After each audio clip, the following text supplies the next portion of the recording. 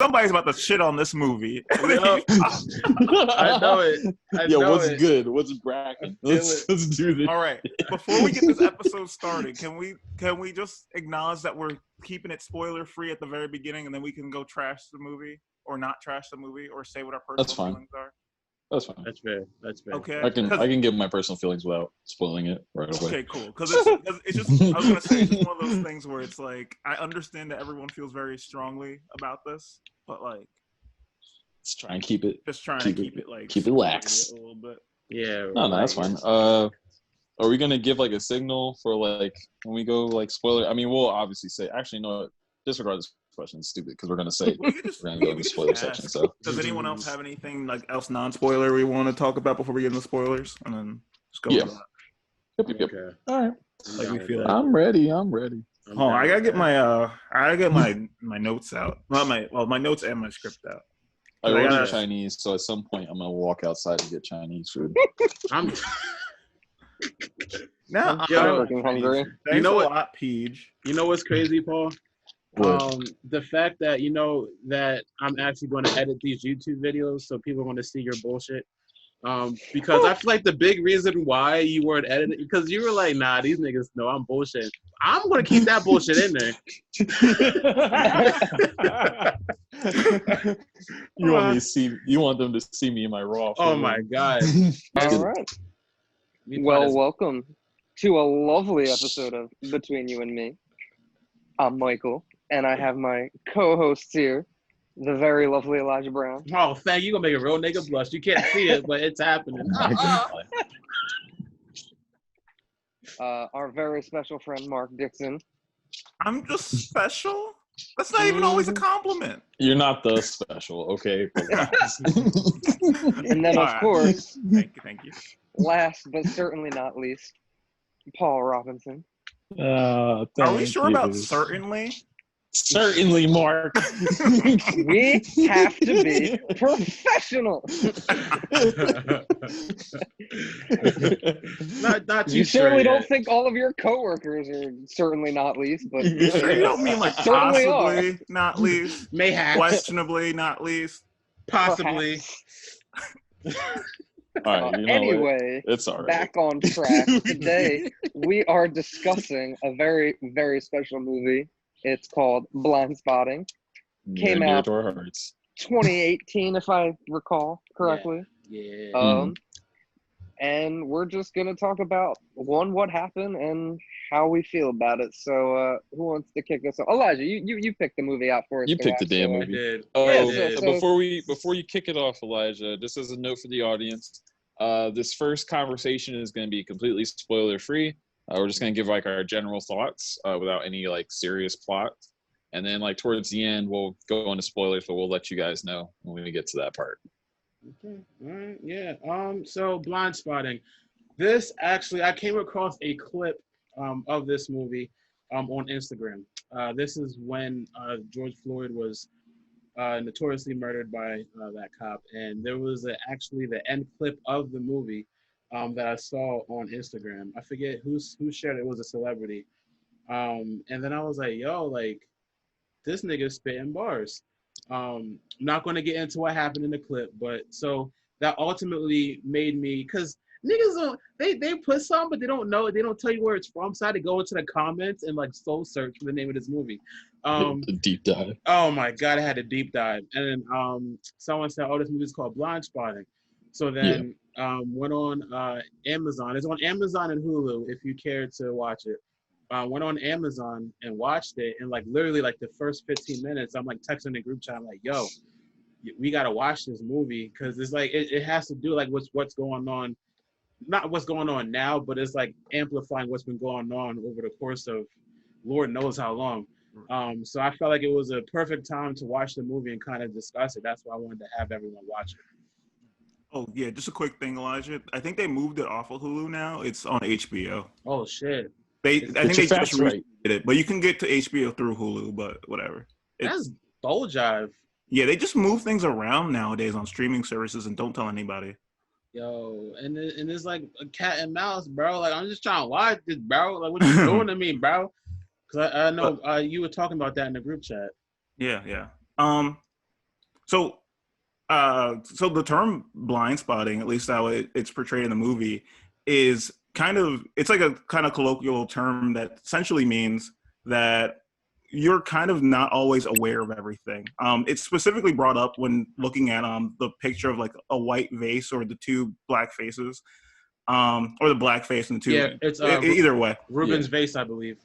Yeah, and it's brought up to bring up how you can't always see both pictures at the same time, and the term blind spotting essentially means that you can't see everyone's perspective at once. You're naturally this kind of disposition to see what you've seen in your experience, and that can lead to a lot of blind spots. And it's kind of obvious how this can relate to race relations, where you're saying where people try to make assumptions about other things and how people feel about things without having experiencing what they've experienced, and they have blind spots to how other people may feel about certain events. So that's just that's what the name blind spotting means, not necessarily like in the movie it's used. I'm glad you guys explained it, because the movie sure as hell didn't. It 100% did it not? Yeah, it did, but it's my main beef, without spoiling anything with the movie, is that we haven't actually talked about what the movie's about yet, though. Oh, we haven't. I thought you were talking about the main. I just said what the name is. I'm ready to pull a clip on this movie. I'm sorry. Go ahead. All right. Does anyone else want to talk about like what actually happens in the movie? Like a brief overview of what happens? I can talk about the main synopsis, at least. What happens? I mean, no, I'll do it, Paul. Because I feel like Paul cannot not give the synopsis without talking shit, because he's ready. I'm not gonna talk shit. He's ready. I do like the movie. I'm not. There are certain egregious things that we will talk about later that I just vehemently don't agree with. But I did like the story of the movie, and when the movie does what it's doing well, it does it extremely well. So the main story follows our main character named Colin. Mm-hmm. From what you know in the first 15 minutes, he's a convicted felon that was put on probation, and he has to serve a year probation. And the whole time frame of the movie is the last 3 days of his probation. So pretty much he's just trying to live out those 3 days without getting into any trouble with law enforcement, so that way he can be free and live his life. And then stuff ensues. That's pretty much the movie. Pretty much, yeah. He has to avoid bullshit for 3 days, and the movie starts off with damn near giving you an anxiety attack. Like, nigga, what are you doing? What's going on, bro? He said, "Get me out of this car. I don't want to be here. I might as well eat my potato wedges." Yeah. I think the other thing that's like a main part of the movie is that not only is he trying to stay out of trouble, but he's with his best friend for the majority of the movie, and his best friend also grew up in the same area, but he's white.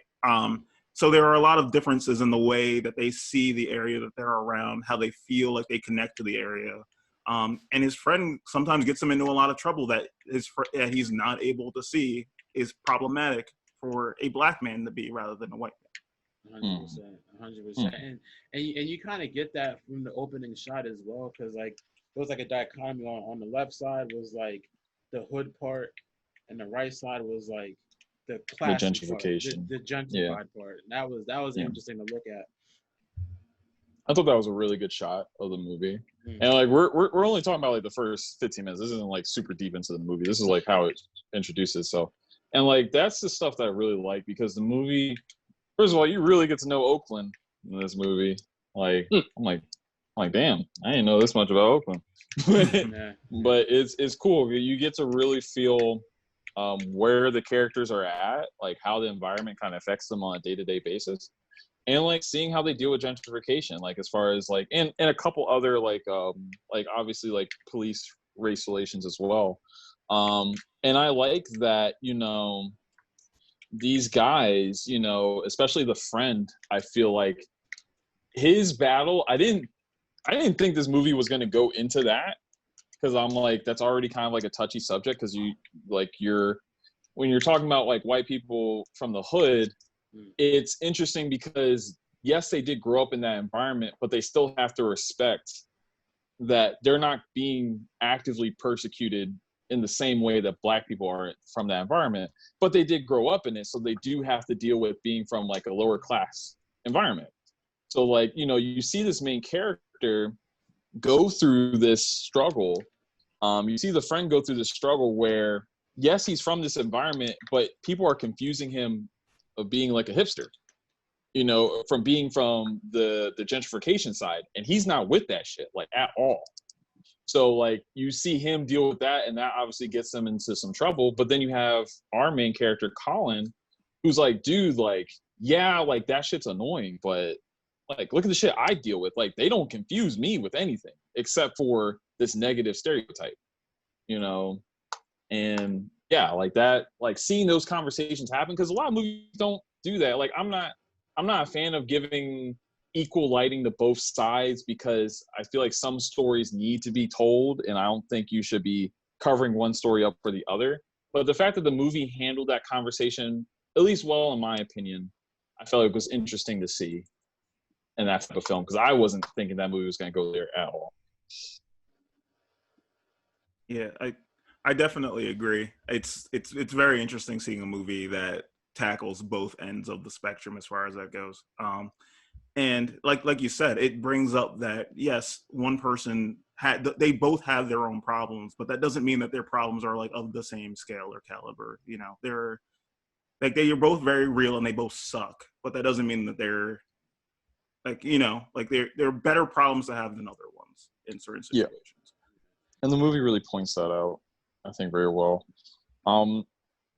I would be remiss to say, like, the movie doesn't include like hip hop elements in it. Like, the main characters, like, they're not professional rappers, but they do have like a relationship with hip hop as well as the city of Oakland. And like, you see like them kind of like freestyling like throughout the movie. And it's supposed to kind of like, well, it's first shown off as them just kind of bullshitting, but they weave it into the movie to kind of show like how people in these underprivileged communities are coping with their circumstances, and they're just using the music to kind of give an outlet to that. It's funny because I feel like sometimes people say, I didn't realize this was a music podcast, and I'm like, it's not a music podcast, and then we just do like 3 episodes in a row all about music, and it's like, oh wow, maybe it is. Yeah, maybe, and you know what, that's not a problem. I'm just it's just sometimes funny how like I'm kind of too close to it sometimes to see that. You got blind. I guess before we get into any spoilers or anything, how do you feel about the movie, like, as a whole? Like, I guess, Elijah, how did you feel about the movie as a whole? I loved it. I actually watched it 3 times. Once by myself, once with my brother, twice by myself. I lied. 2 times. But it's like, it's kind of unfortunate in a way where the movie kind of, in certain aspects, kind of portrays how normalized murders are. It's like you constantly see killings on the screen, and it's like, yeah, well, another nigga got killed.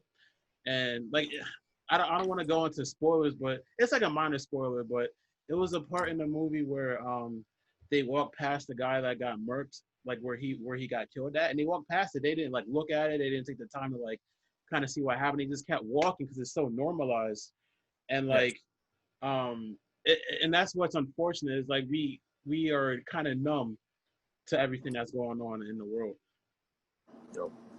And it's also like, those were the hipster side. Yeah, exactly. So like, they're not even processing that information that, oh, someone died there. Yeah. You know, like, it's just not part of their daily schedule, and the movie really shows you that. It's kind of heartbreaking. Michael, how did you feel about the movie? Well, it definitely made me uncomfortable, but like, you know, not in a I don't want to watch it uncomfortable. Like, I think I'm, I guess, comfortable enough in my whiteness, I guess, air quotes, that like I recognize that this is very necessary to watch. And again, like, anytime I have, you know, a race related discussion, especially, you know, with three people of color, I tend to want to primarily just listen to what you guys have to say, because I guess in a way I'm covering my blind spot by, just hearing about the things that I don't even consider. And I know that that is kind of the role that Miles had to play in the movie, like to learn that, he's fucking up someone's life by doing what he does every day and not even thinking twice about it. And that's to piggyback off of what you said about Miles is like, so growing up in Oakland, like what they say, you're a product of your environment, right? So that's how he is kind of groomed to act thuggish. But the way he acts, most of the movie didn't really realize how his actions were affecting Colin, and like even when they had that argument, like when he was like mad at Colin, like you don't realize that you're low key fucking this nigga's life up. Like you a real one, you a day one, but at the same time you're his enemy in a way, because you can get away with shit that Colin can't get away with without even realizing it. Yeah. And I'll say this, this is the closest I'll ever get to spoilers. There's a moment where that character pisses me off, but in a way to the benefit of the movie, where I'm like, yeah, that's not some good shit you just did. Where like they're put in a situation where Colin, or not Colin, again, Miles acknowledges what happened and still said, why didn't you do this for me? Yes. Yes. I was like, because you go the whole movie thinking, oh, he just doesn't know because that's his boy. But then in that one moment, I was like, yo, fuck this shit. That's nasty, dude. Yeah. That's extremely nasty. But yeah, that's the closest I'll get to a spoiler before the spoiler review. I think just talking about how I feel about the movie, I do think that there were some things that weren't necessarily like the cleanest in execution, but I think there were a lot of really good points that I think it brought up. Specifically, the whole idea of blind spotting, I think, is really interesting, and because it brings up that people just don't know what they know, like what they don't know. Yeah. You know what I mean? Yeah. It's the biggest, in my opinion, the biggest problem in society are people who think that they know everything that they don't know. Like there are so many people who are convinced that they are aware of everything that goes on in the world. And this movie kind of brings out like, no, everyone has blind spots. And that doesn't necessarily mean that you are a bigot for not being able to see these things. It just means that you are ignorant in the purest sense of the word. You do not know about these things. And you need to be aware of the fact that there are things in this world that you just don't know about. That's a great sentiment, and I think people hear the word ignorant and automatically get very defensive. Yeah. And I wish people wouldn't. I'm ignorant about so many fucking things, and I'm like, Same. It's just my life goal to not be, to learn as much as I can about as much as I can. So it's I don't know why people get so defensive when they're told that, they're being ignorant. That's facts. And even if you are ignorant, I think it's important, because we're all ignorant, like you said, but it's important to be open to learning and open to listening. Yeah, that's the thing. You have to accept that there are things that you just don't know. Mm-hmm. There are people out there who are living lives that you have never even considered before, and you have to be aware of that fact. And there are a lot of people who aren't, and that leads to a lot of intolerance and a lot of assumptions that people end up making, which I think is a really good point, because I think this movie does it in both directions. I mean, that picture of that vase we were talking about, it's black and white. Yeah. It's very, that's not subtle. There's a picture that if you're looking at the white side, you can see the white part, and if you're looking at the black side, you can see the black part. But it's hard to see both black and white. And I think the one character, I think her name is Val, brings it up, is that the only way that you can really see both is if you retrain your brain. And that's so hard to do that so many people don't even try. Yeah. Face. Yep. So overall, I think this movie isn't exactly the cleanest executed, but I think the really strong parts, I think Elijah said this, are really strong. Or maybe Paul said I it. think Paul I said said that. Sorry about that, Peter. I'll take I'm the credit one that for had it. shit wrong with this movie, but I'll give it credit where it's due. I'll say this: this movie should have been a show. It should have been a show. Yeah, I could see that. But actually, no, I disagree with that. Like, I feel like it would have to rework the concept then, like, entirely. Like, it couldn't be, the misadventures in his last 3 days of probation. Like, because then after you go with the premise of a show like that, and then after season 1, it's like, what's happening? You know what I mean? The reason why I say that is, like, not in a sense of a show that's continuously ongoing, but like a show like the Central Park 5 show, right? Where it's chronicling this one thing, right? It has this main story it's trying to tell, and then it's done. But I felt like having more blocked out episodes for this, because this movie, for me, it was weird, because when it's going into the main themes of like Blindspotting and the racial tension and all that stuff, I was really feeling it. And I was like, man, this movie's doing something different. But then when it goes into, and don't get me wrong, I don't mind the jokey, like, everyday stuff, because you have to see how these characters interact in their environment. But there were some moments that I was like, what the fuck are we doing? Like it just felt like the movie was then trying to go into like this more jokey, like nothing happened after events that are really serious. And I'm like, so are we just done talking about this? Okay. And yeah, it gets addressed later, but it just felt like how we talked about, you can cut the fat. There's a lot of fat we could cut. And we could have spread it out amongst a show that interweaves it a lot better, because it felt like I was having my time wasted at some points of the movie.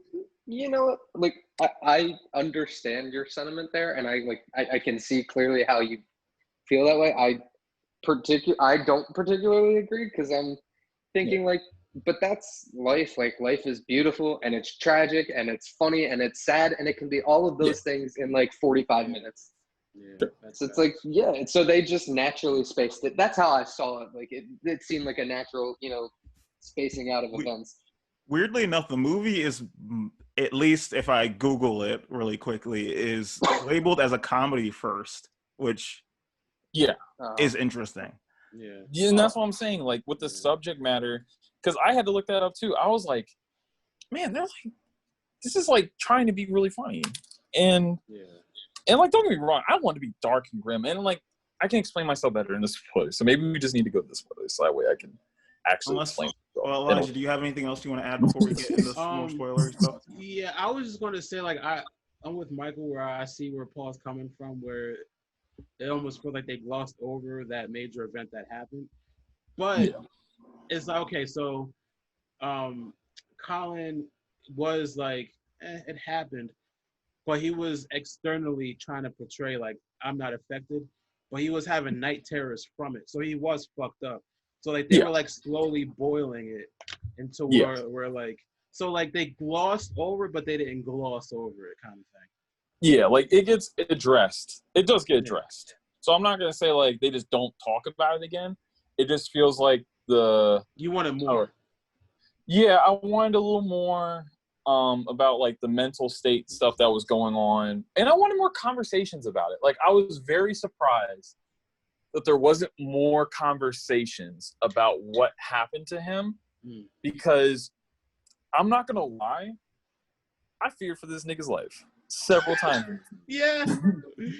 I was like, well, there goes so-and-so.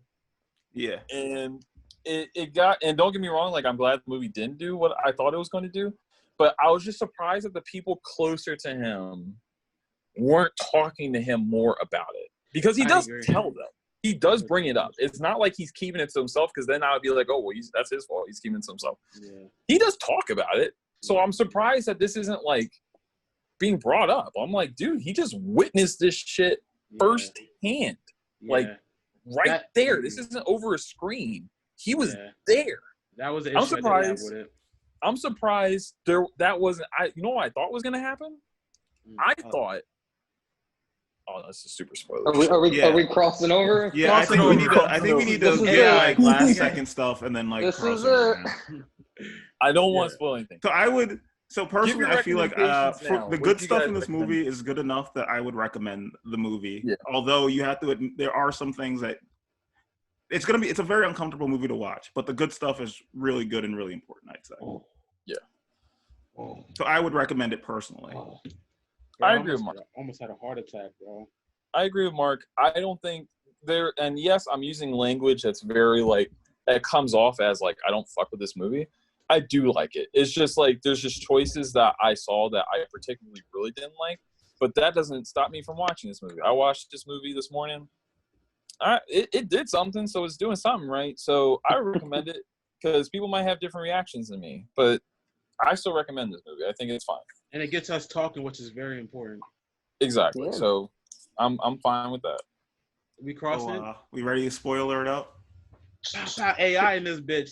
Tyron Lue and shit. Step it over. Everybody's dead. So they all die. Okay, so for the people, the thing that happens to Collins is that he witnesses a black man shot by a police officer 4 times. Literally right next to his vehicle. Yep. Literally the guy like almost gets hit by him while he was driving. And you find out that he was running away from a cop, and then the cop guns him down. Right there. Right. And what I thought was going to happen was that, one, I didn't think he was going to let Collins get away. I thought they were going to, like, bring him in for questioning or some shit.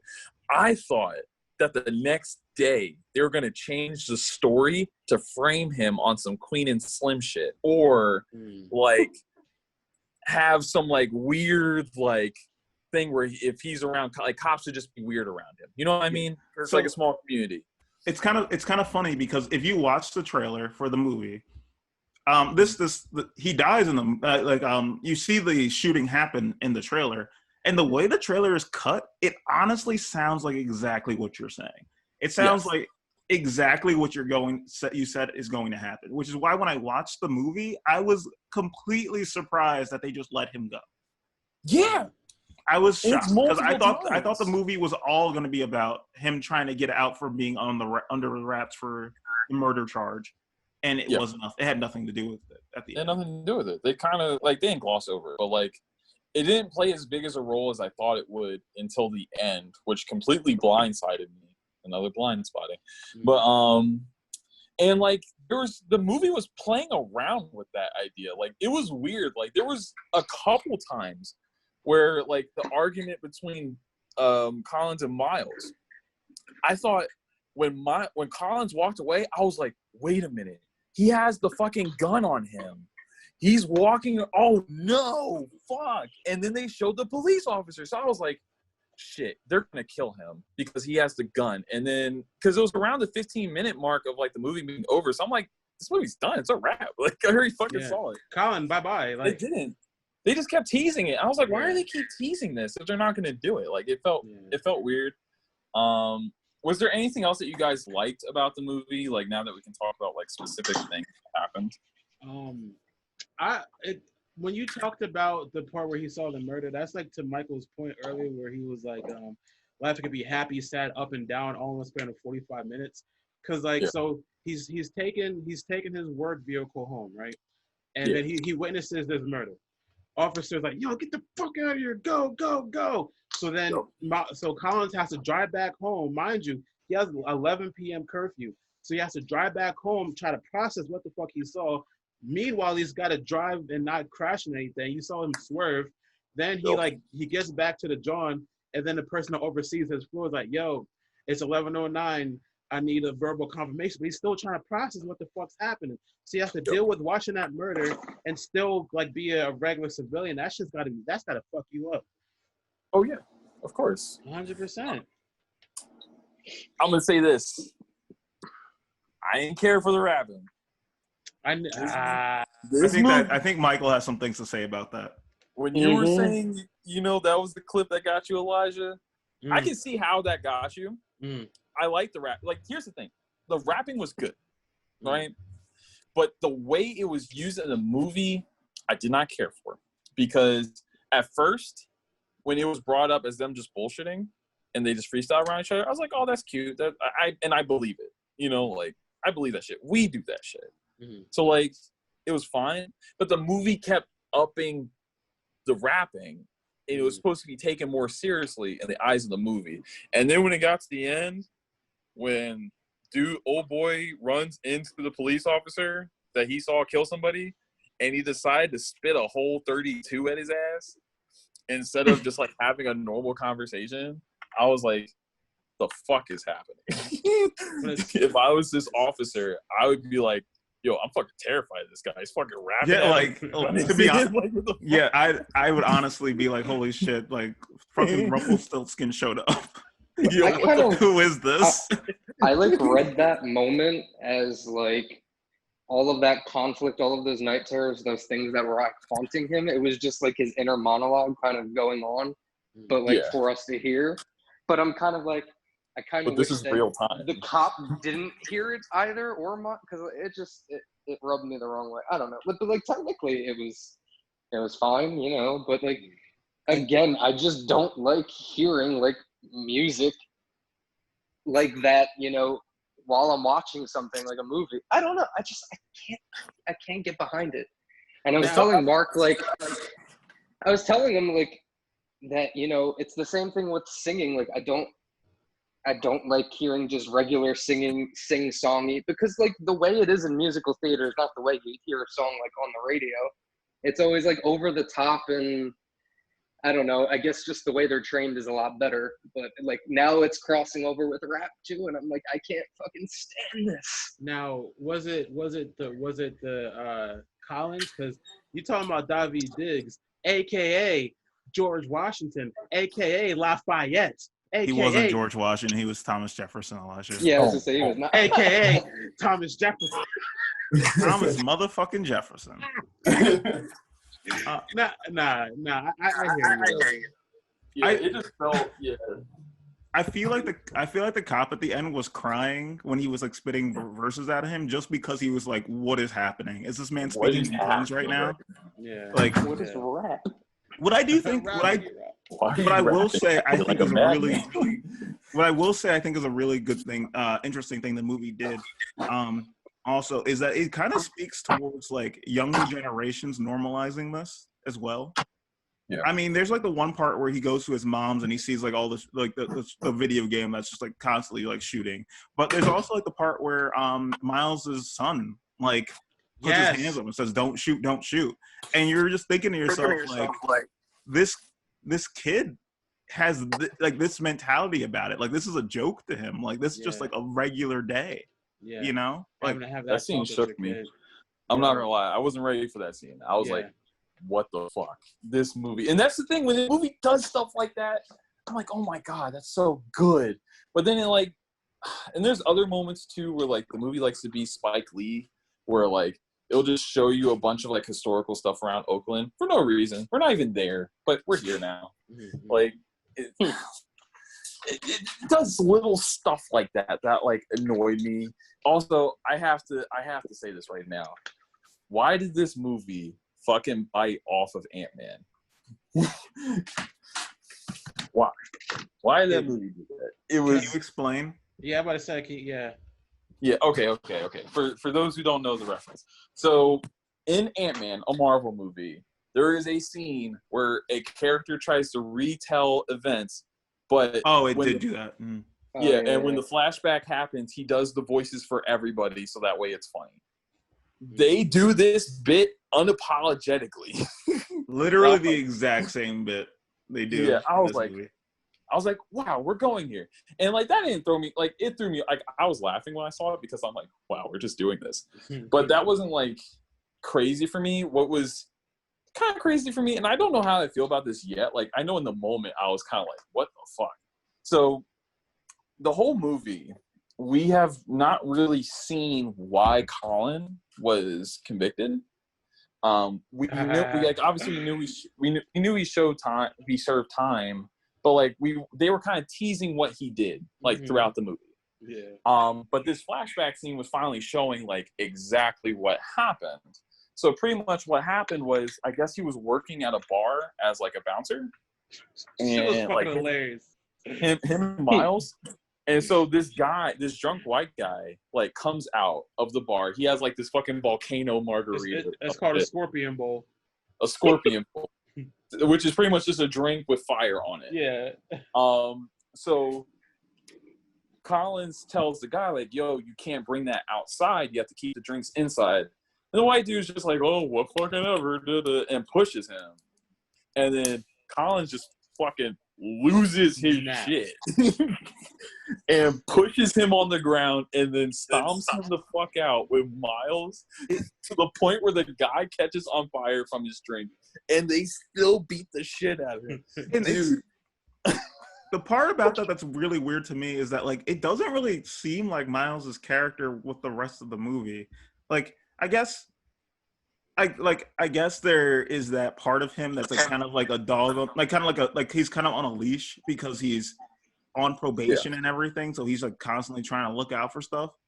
But like he just straight up loses his mind. Like, you never see him do that or have issues with that for the entire movie.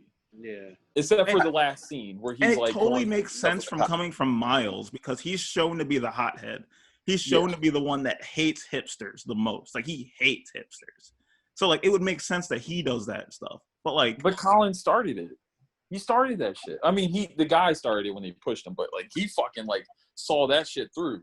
And what was crazy was, like, I was laughing at how, like, maniacal this was. I was like, yo, you guys are fucking maniacs. Like, the guy was literally on fire and they were still, like, punching him.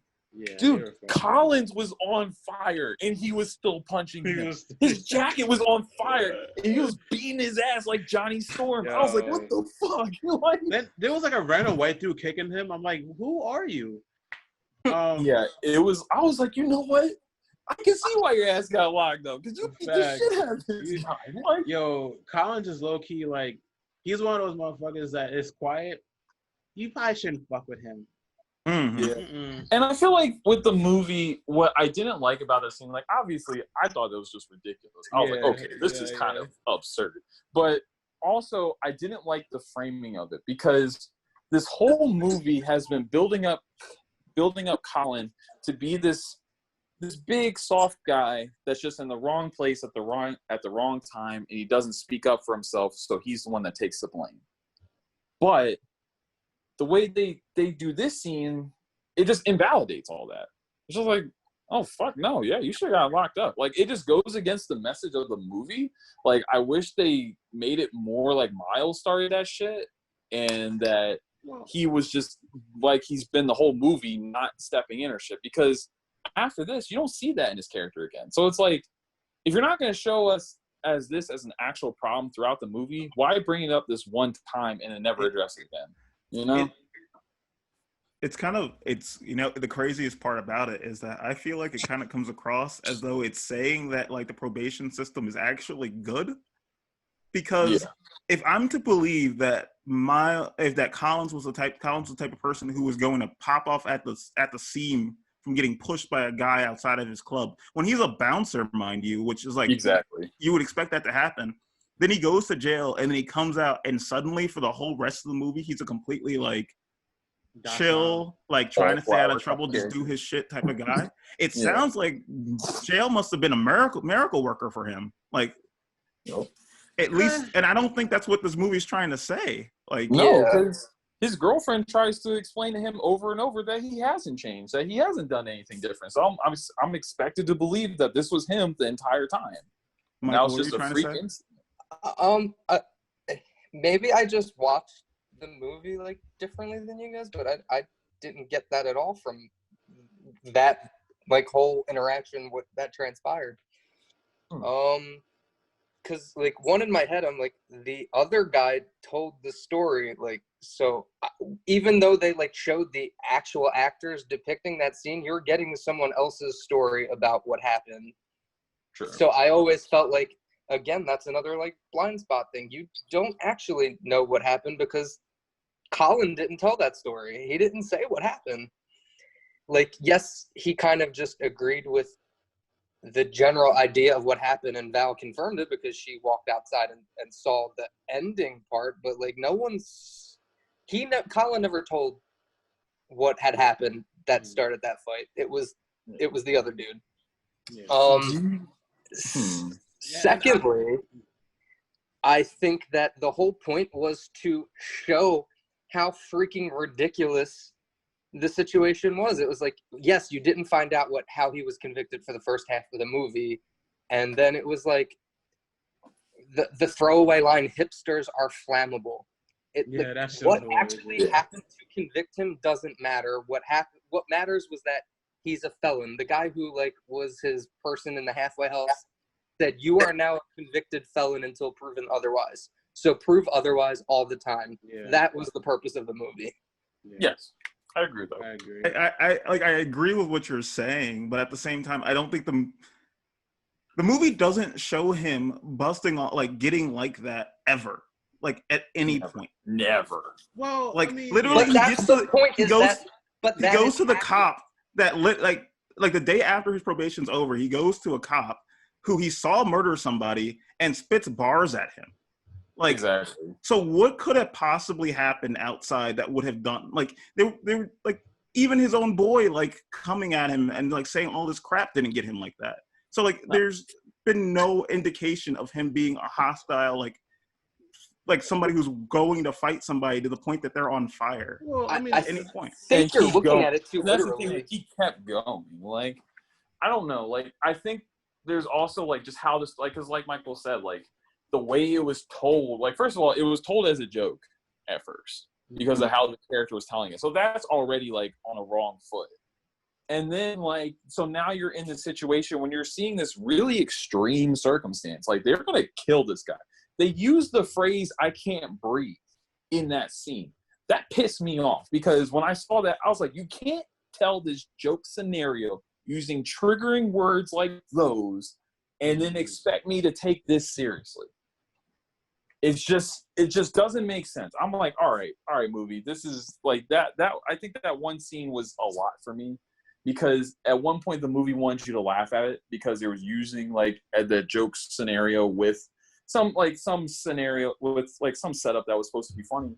But then you have this white guy saying "I can't breathe" in a movie that's using all these topical things as far as hands up, don't shoot, and all these terms that we're getting used to now. I'm like, movie, if you're gonna commit to this shit, you need to fucking commit to it because right now, this just looks ridiculous. The character hasn't done this throughout the entire movie. He doesn't even raise his voice at people, let alone fight. And the guy, Mark said, the cop, he didn't fight him, and that would be the one time where I think he would freak out, or at least it was his friend that was popping off because his friend was acting like a fucking savage that whole party. He should have knocked him out, or at least try to break them apart, but he didn't. So how am I supposed to believe that he not only knocked this guy out, but he was beating him pretty much to death while on fire? What the fuck is this shit? Okay, I think you guys are getting very caught up in yes, because it did happen and that's literal, but I think the whole purpose was that you could literally be doing anything, one fucking stupid thing, not wearing your seatbelt, not using your turn signal, running through a red light, fucking setting a guy on fire. One stupid mistake can end your life as you know it. Yeah. And the point was, I don't think that's a mistake. I think that's actually his fault, though. But this cop killed a man and got away with it. And this guy, he got into a stupid bar fight and served a year and feels like his life is over. You are a felon until you prove otherwise. True. See, but that's the thing. I feel like if the movie showed something that was not a big deal, then I would believe you. But the movie intentionally shows something that in itself looks heinous. Yeah. Well, I look at that and I say, wow, that person should go to jail for that. Yeah. It's not the movie's oh, look, he accidentally crossed the street when he shouldn't have and now his life is over. His movie's no, he tried to beat somebody to death and now his life is over. If he just pushed the guy, now here's the thing. If we could keep that scene entirely the same until the beatdown, what if he just pushed the guy? He just reacted with the push, he got pushed. But obviously he's a bigger guy, so the guy falls back. Well, and then he catches on fire. Y'all are then I wouldn't feel as bad. I'd be like, yeah, shit, it's a dumb bar fight, but when you see him beat the dude to death, it's hey, guy, you kind of deserved it. Y'all are reacting to to it from the outside though, because I feel like y'all don't know how you would act in that situation unless you're actually in it. Because you got to think like the lead up. Like he said, "Hey man, you got to go back inside." Blah blah blah. I feel like we all like when he got pushed, he just blacked the fuck out. Like But, I've never. Mark, He's a bouncer. Like that's what I'm saying. you Like, haven't dealt with anyone who's pushed you before as a bouncer. We don't know how long he's been working there though. That could have been his first night on the job. But you're explaining more than the movie's explaining. Like the movies, the way the movie sets it up, it's explaining it like that was just his job at the time. So he's probably done it at least a handful of times before to tell a guy, go back inside. Like, I mean, yeah, I hear that. Like, but sometimes, I've worked at music venues. I'm used to this shit. And when a drunk guy comes up to you and he just like gives you a little drunk push, you don't fucking black out. Like that's fucking crazy, dude. Like you might say like, all right, buddy, but like to go from there to there from a push is unrealistic. Like I'm sorry, that's just. Do you guys hear yourself? Because like this is literally the exact justification that like people try and use to argue why cops should be, behind bars. And it's like, yes, Colin should have been behind bars, but he was not the only one there. Every single party, Miles, the white dude, they all fucking were engaged in assault. They all should have been punished, but it was only him. And that's the point that's mirrored at the end of the movie. He's like, I'm not a killer. You did something worse, and my life was ruined as a result. Like, the point was not the specific act. It's like that he did something as destructive, I guess, as anyone else, but he was the only one who was punished for it. The entire movie. Right. He was the only one. And to piggyback off of that, Michael, that's probably why he didn't fight with Miles when he got into the fight at that house party, because he learned his lesson the first fucking time. He said, yo, I ain't going back to jail for this shit. I'm going to just stand back. Fuck that. That would have been my same exact response. I'm like, absolutely, and I agree. Like the absurdity of it is just supposed to illustrate the point of the movie. Like you're not supposed to be like, oh, this is so out of character. Like it's just supposed to show that he did something terrible. They all did something terrible, but he was singled out. Like every point in the movie, he is the one that's singled out. But then you're walking back your old point, because your old point was that, oh, it could be you could be doing anything and something could happen. But now the point is that you could be doing something terrible and you're only the one that gets singled out. It's like which one of these is trying to tell me? One of those things does not cancel out the other. Yeah, but one of them didn't happen. It wasn't like he was jaywalking and then got in trouble. I think it's just not the story the movie's trying to tell. I think the movie was trying to tell a story of how, there's this guy that's just trying to avoid trouble, and that he's just actively trying to avoid trouble, but trouble still finds him. And he gets singled out for it. And the movie's trying to make us feel bad for him the whole first half of the movie, because he's this guy, this big guy that doesn't do anything, but he's the one that gets blamed for his friend honking the horn. He's the one that gets blamed for all this other stuff. But in the one instance where we show him getting in trouble with the thing that the movie's been hyping up, it's him doing that shit. So it's like not him alone though. But why was it only him? But at the same time, like I think narratively, if they're trying to like agree with your point, Michael, it would be stronger if they had Miles be the one who started the fight, because it makes more sense with the way the character has been acting the entire movie, and it makes more sense thematically. Like, okay, someone can still be an empathetic character and still fuck up. Like, yeah, I get that, but like if you're trying to like really drive home the point that like this person is the only one that gets in trouble for doing things that everyone else was part of, then I think it's stronger to have that be pointed out by having someone else start the fight, because it makes more sense. He can still jump in. Like he could have still like protected his friend and jump in and shit like that. But like the fact that he's the one initiating it, and then the movie like still tries to like after the fact, it's still trying to put him in this place of, I don't do anything. I just don't stand up for myself. I don't speak up, and that's why I'm getting fucked over. And it's like, no, that's not the only problem here. That's not true. Like, he owned up to it. He learned from it. He said, coming out of prison, I don't want this life for myself. I'm comfortable standing outside. You go do your thing inside. We'll go to work. This is professional now. And even the scene when he was at his mom's crib, and his mom like gave the little kid his room. Ah, damn Mugasaurus. Ugh, that should look lit. Anyway, anyway, when the mom's like, I thought you and Val was gonna move in, or I thought he was gonna move in somewhere else. He was like, oh, and then he's like, I'm a convicted felon, blah blah blah. And his mom was like, well, whose fault is it? He's like, damn, argument done. He acknowledged that he fucked up. He's like, damn. That's just being mom, though. That's like, you could be like, yeah, mom, you're right, but still not agree with that shit. You can be like, But he owned it up to Miles, to Val, to his halfway house person. Yeah. But did he though? Like with the halfway house person, like I don't know. Like I'm not trying to like be on this forever because like we're gonna be on this like literally forever. I think we might have to respectfully distree on this. We was about to throw hands for a couple seconds. No, I ain't throwing. Listen, I don't fight over disagreements. That was a healthy argument. I needed that. It did feel good. I'm not gonna lie. Yeah, I think we might just have to respectfully disagree on that topic. I'm with you. But other than that, I did really like the movie. Like it was like Anya's gonna watch it as well, like later on, so maybe she'll see stuff that I didn't see. But overall, I think the movie does what it sets out to do. Like besides the rapping stuff, which I don't agree with, I think the movie has really strong themes. I think it really drives it home pretty well, and some of the stuff is really shocking. Yeah.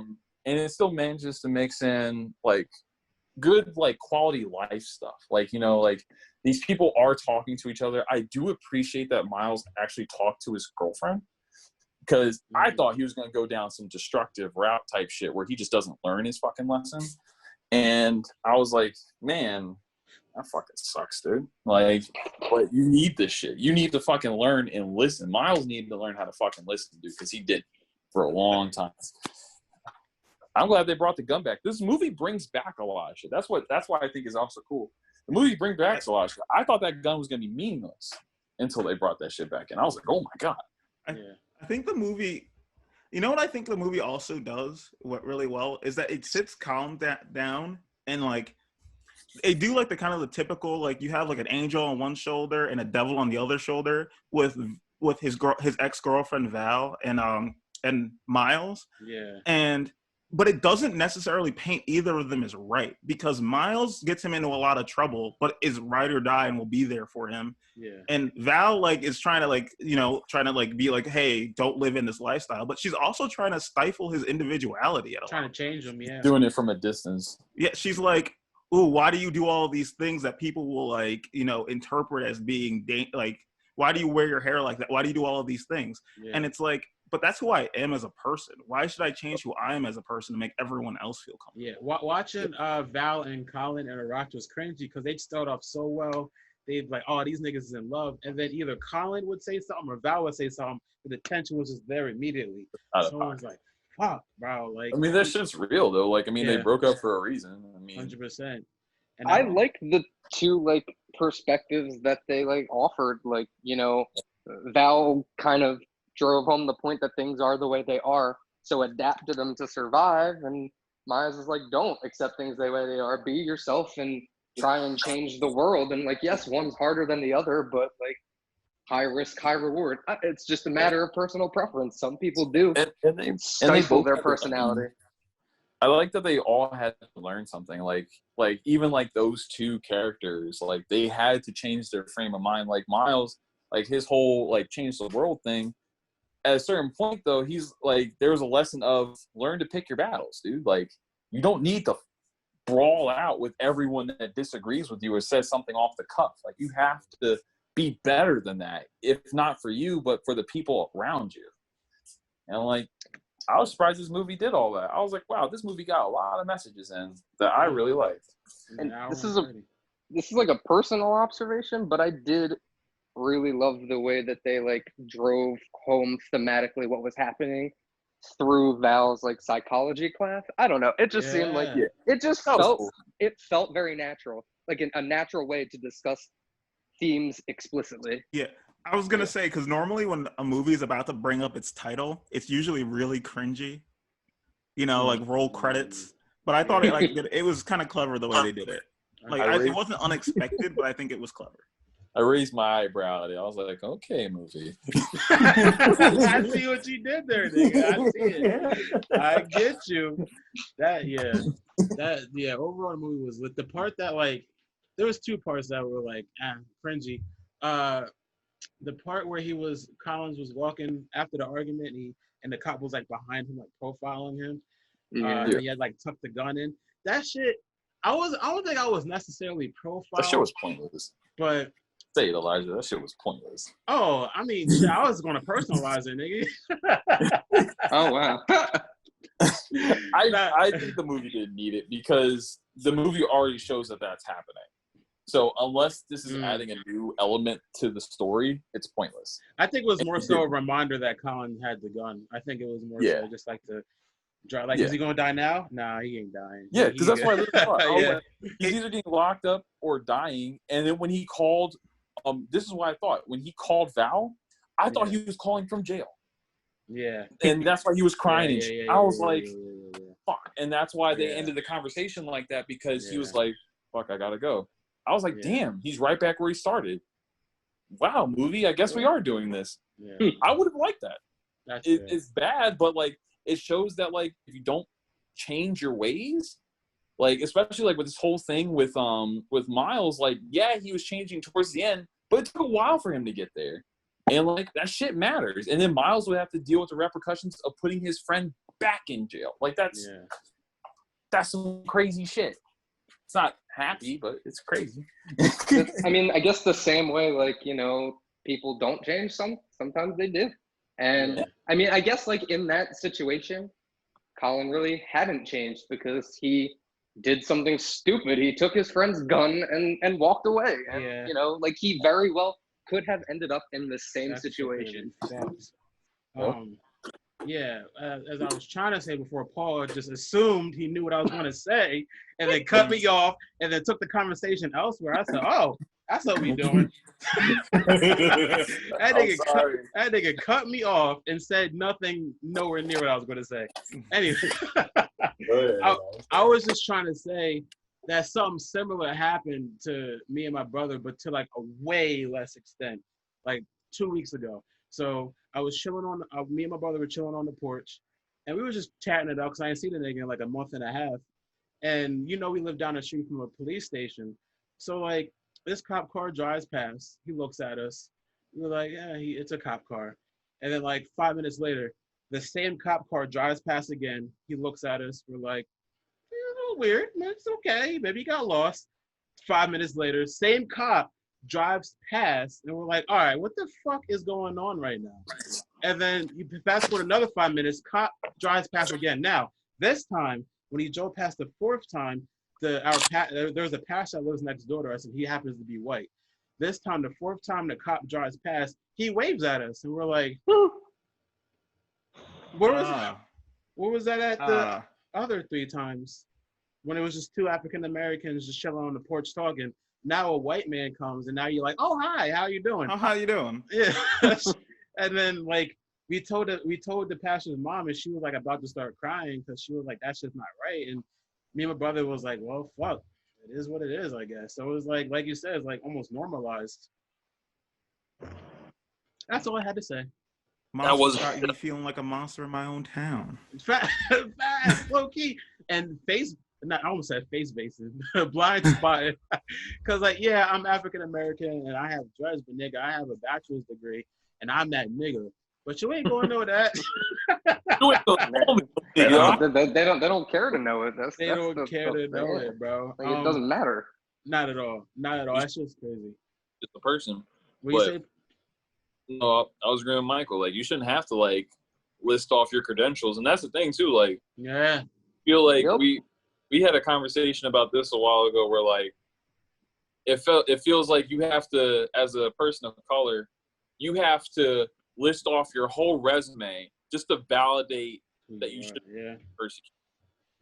Like if you're not going to college or have a good job or your hair's not too high, you know, you make sure your hair's cut a certain way because if you have dreads, it's going to scare somebody for some fucking reason. Or if you live in a certain area, like you have to list all these things off just to make people feel safer around you. No, that's crazy. That shit is nuts, bro. Before we end it, I just wanted to say the ending kind of broke my heart a little bit. We touched on this earlier. That's what I had a problem with. Was the very end, because like Paul, I think Paul said it, like, we don't talk about how we feel. So when Miles asks Colin, like, you good, bro? A tear clearly rolls down this nigga's face. He says no. And then Colin just starts joking around. Like, that's a perfect opportunity, nigga, to talk about how you feel. But you just start talking about the Oakland Raiders, and I was like, opportunity missed. But toxic masculinity is a thing. Yeah. Very much so. The movie, especially really, in the hood. Yeah. But like the movie really does leave like on like an open-ended note. Doesn't really let you know where he's going from here, what his decision is, or exactly if he's gonna continue to like hang out with these people anymore. But yeah, you don't always get that conclusion that you're looking for. But you know what? Fuck Derek Carr and his girlfriend. Traded. Yeah. Yeah. Well, now Derek Carr and his girlfriend won't listen to the podcast anymore. Thanks. Fuck this over. Shit. Hey, you don't have to listen, but endorse us, nigga. I don't give a fuck. Yeah. I do wish they had more conversations. I'm surprised the women in his life, like, I'm not trying to say this is like a woman thing. I'm just saying that the only men in his life that were around was some random dude that drives Uber on like 12-wheelers, and Miles, who's not the person to go to talk about stuff. So the only other characters we're exposed to are the women in his life. I'm surprised that they didn't talk to him more about that experience, or at least I'm just surprised that his mom was a little cold. His mom was a little cold to him. His mom was pretty cold. Very sassy. One question before we finish. Mm-hmm. Why was Tisha Campbell in this movie? She's her no bro. She's the hairdresser. Leave her alone. It's like they were just like, we got her. They used her for like 3 minutes, and they were like, "Yep." I was like, I just felt like the movie was bragging that it had Tisha Campbell in it. Yo, that shit had me dying though, and she was like, I hate. What she said, I hate movies that have anticipation in it. Fuck M. Night Shyamalan. And the black lady was like, there's always a twist. I said, right now. So much sass. But we got to admit, Miles does have the gift of gab, though. I'm not even going to hold you. Yo, when you were saying shit to that one dude in the car to sell the boat, when that scene was happening, I was like, yo, they're saying nothing right now. This is actual nonsense. It's like that one scene in Airplane where he's like, I can speak jive. Oh my God. I'm just glad the movie acknowledged that it was speaking nonsense. Yeah, he's like, I have no idea. But he gave me $300, so sold. Yeah. So I guess it's time for wings. It's wing time. I don't know how to even give this wings, to be honest with you. Yeah. I agree. We can give it sips of water. 3 sips of water. I'll give it 5 sips of water. I give it 3.5 sips of water. I mean, I was gonna give it 5 because I thought we were doing 10, but I guess not. I take some mighty gulps of water, so I don't know. I would do like 3.5 gulps. Get a little splash. Little half splash. Little lemon juice up in there. Splash, darling. Pidge. This nigga eating Chinese food. You ain't slick asshole. Fuck I knew that Chinese food was coming. I need about 4 gulps of water for this Chinese food. That just so happens to be what I'll give this movie. I actually had a question. Like, is the actor who plays Miles I mean, I know he's like white to like pass, but is he actually Caucasian? You know what? He looks Hispanic. I don't know. Because his name is like Rafael Castel. He sounds Cuban. He might be Hispanic. Let's Google this bitch. I don't know. Everyone in LA is fucking Hispanic, dude. It's fucking. Everyone has the tinge of Everyone has a tinge of it in them. Like, I mean, clearly, like, he can pass if he's not Caucasian, but it's like, so the point of the movie still stands. It's just like, this is for my personal. No, like, this is crucial for the movie. Is he actually what? This actually breaks the movie if he is not Caucasian. Are you serious? Don't say that shit. No, I'm not serious. Nationality American. That is not helpful. Let's see. His first name is Raphael, which is... Oh, he's Irish, Spanish, and Cuban, so he is Hispanic. There it is. Okay. But he is also white, so go figure. Oh my gosh, it can be both? No, just kidding. Well, These I'm gonna go fangled families.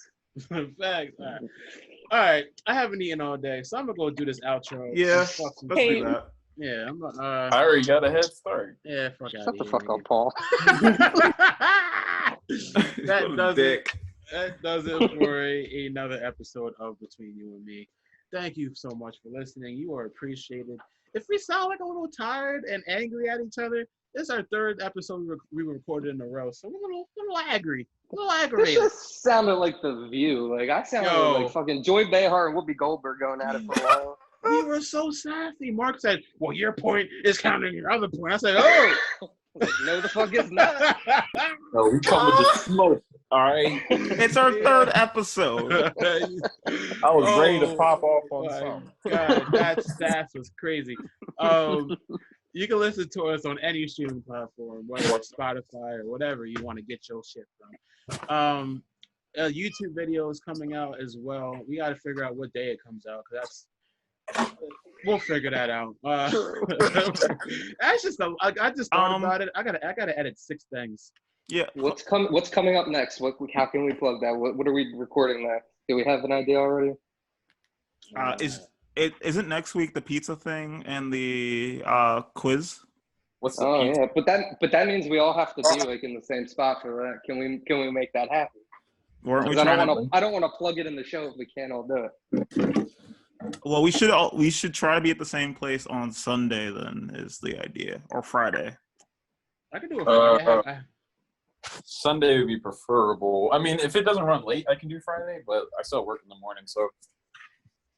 Yeah, Sunday's probably the best. Okay.